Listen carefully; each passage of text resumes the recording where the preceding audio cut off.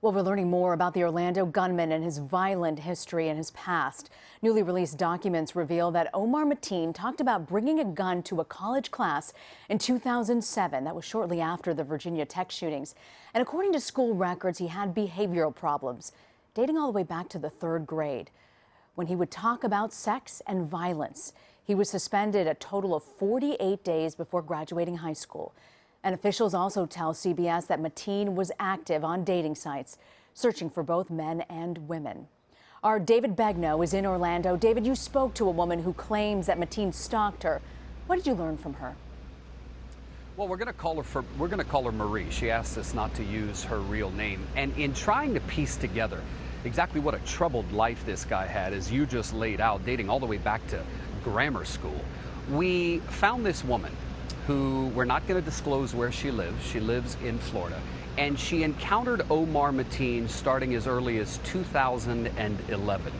She first met him at a courthouse in Port St. Lucie. She was going to the courthouse to handle her divorce proceedings.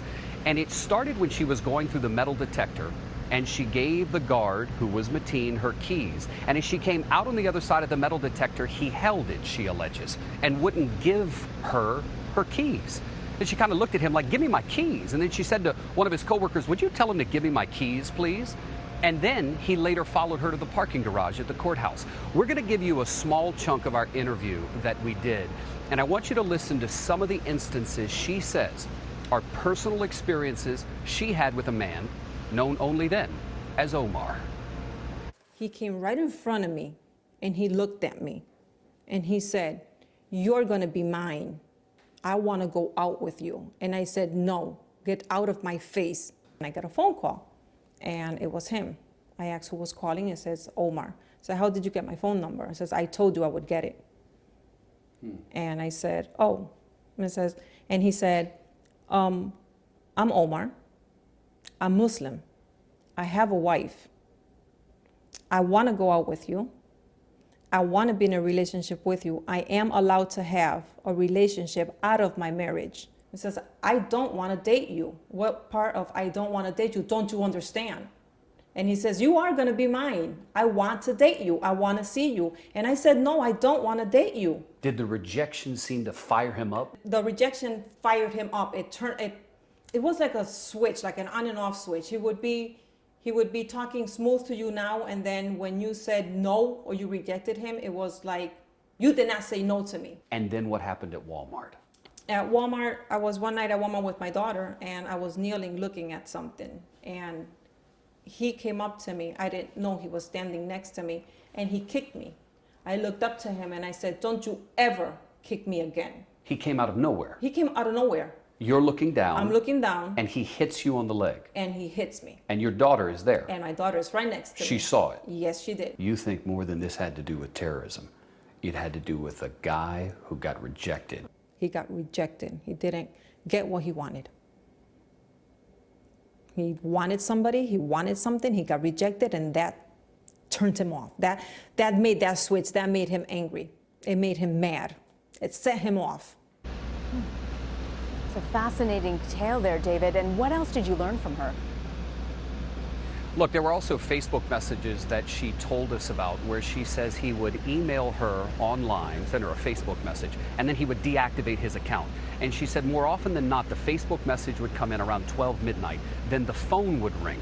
It might be a block number or an unknown number, and he'd say things like, hey, I'm leaving this place. I want to pick you up and I want you to meet my father. She says he was really intent on her meeting his dad, and he made it very clear he was married. Now, that's consistent with every story we have heard so far. CBS News has confirmed through law enforcement sources that Mateen actually went into chat rooms online and tried to meet gay men and straight women. But he was very clear with them that he was married, and her story is consistent with that. Now, I need to tell you this. CBS News has not been able to independently corroborate this woman's story, but we have no reason to believe it's not true. And it is worth pointing out, the Associated Press spoke with another woman, a bartender who lived near Mateen, who also alleges that he stalked her over a several month and even several year period. It dates back as much as 10 years ago. But remember, Rena, we've got records now that take us all the way back to when the guy was a kid. when he was suspended more times than you can count, when he applied for a job with the corrections system here in Florida, and they said he can't even complete the basic training. Now you've got these women who say he stalked us. I mean, it just doesn't stop. The hits keep coming. This is the first time this woman has spoken publicly. She was very afraid, but she finally said, you know what? It's worth me putting my face on camera. It's worth me telling my story. Please don't give my name, but I want people to know. Now, I also want to point this out. One of the questions I had for her was, why didn't you say something? Why didn't you call the police? Why didn't you tell his supervisors? And she went back to that first interaction at the courthouse, and she said, I told his coworkers, would you tell him to give me my keys? But beyond that, she said, I never felt fearful for my own safety in the sense that he never came to my home. I always saw him in public spaces, at the courthouse, at the Walmart. It was never at my front door. So she said, I never thought, okay, I'm going to call 911. But she said the last time I ever heard from him, I did say to him, if you call me again, I'm going to call the police. And apparently he backed away. Well, her story gives, I hope, a lot of other women courage if there are other stories like hers. And I also point out, never underestimate what humiliation and rejection can do to a person, David. So fascinating. Well, yeah.